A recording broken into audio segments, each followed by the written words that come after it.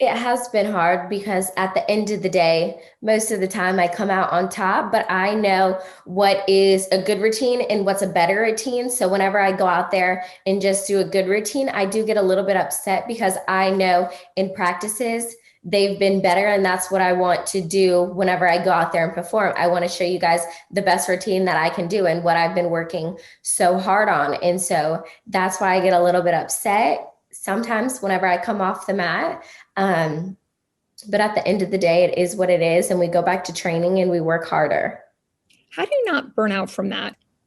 I would say find your joy outside of your sport or your work so that that's not the only thing you're relying on to fill your tank, because outside you're going to need to fill your tank so that you can go into your job and do the best that you can do. So that's why, yes, in the gym, I put 100% effort, but then whenever I go home, I kind of try to leave work at home.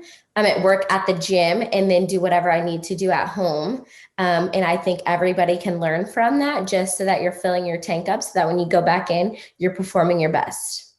When did you begin to find your joy? So much has been said about your sport that it Mhm. requires this seriousness and commitment, Yes. and this discipline in some ways that feel a little bit different, even when you talk about other elite sports. How did you find that joy, and how has it changed you as an athlete and your performance? Mhm. I've had the joy for the sport since the first day I stepped into the gym. It's what I wanted to do. I actually didn't think I was ever going to make it this far. So I'm very proud of how far I've become and kind of pushed my own personal boundaries as well as the gymnastics boundaries.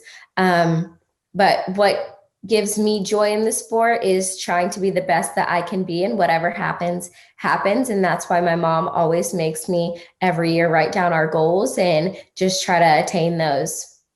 So you literally write down, do you literally write down your goals? Yes, we write short-term and long-term goals for the year.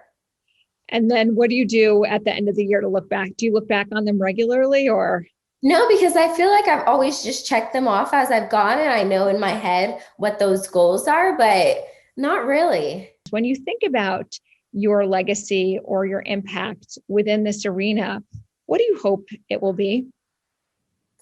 I hope that anybody who ever signs up for gymnastics truly feels comfortable with entering their kids in the sport, and they are certain what happened to some of us athletes will never happen again. And that's the hope that I leave, and that the kids will find the joy that I've had and I've loved doing it for years. And when you look at those people, those young women and young people who look up to you as a role model, and they look at all that you've accomplished, but also so many chapters right ahead of you.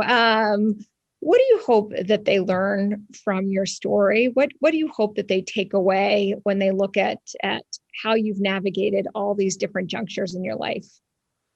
No dream is too big. So remember to write down your goals, because you always see the bigger picture in the end, but there are little puzzle pieces that will fit into that bigger piece that you need to navigate. And that's why I've done so well over the years is, yes, I have a big goal at the end, but I need to do the little steps to get there.